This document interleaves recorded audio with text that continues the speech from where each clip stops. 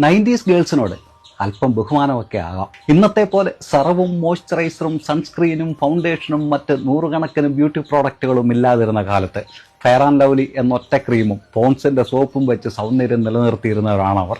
അവർക്കുള്ളതൊക്കെ പത്തര മാറ്റാണ്, തനിത്തങ്കം. സ്വന്തക്കാരെയും ബന്ധുക്കളെയും നാടും വീടും നാട്ടുകാരെയും ഒക്കെ വിട്ടിട്ട് ഏതോ ഒരു നാട്ടിലെ ഏതോ ഒരു വീട്ടിൽ ഒരു നിലവിളക്കം കത്തിച്ച് ചെന്ന് കയറുന്നൊരു പരിപാടി ഉണ്ടായിരുന്നു പെൺകുട്ടികൾക്ക്.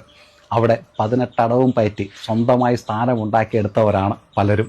നിങ്ങളൊരടവ് മനസ്സിൽ കാണുമ്പോൾ അവരത് മാനത്ത് കണ്ടിരിക്കും. കാലിന്മേൽ കാല് കയറ്റി വെക്കരുത്, ഗസ്റ്റിനോടൊപ്പം വരുന്ന ഭക്ഷണം കഴിക്കരുത്, ജീൻസ് ഇടരുത്, സ്ലീവ്ലെസ് ഇടരുത്, അന്തിമയങ്ങിയാൽ പിന്നെ വെളിയിലിറങ്ങരുത്, ഇങ്ങനെ നൂറുകണക്കിന് ചങ്ങലകൾക്കിടയിലും ഉറച്ചു നിന്ന് ഇന്നത്തെ ഗേൾസിനുള്ള സ്വാതന്ത്ര്യത്തിൻ്റെ പാത വെട്ടിത്തുറന്നിട്ടത് ഇവരാണ്.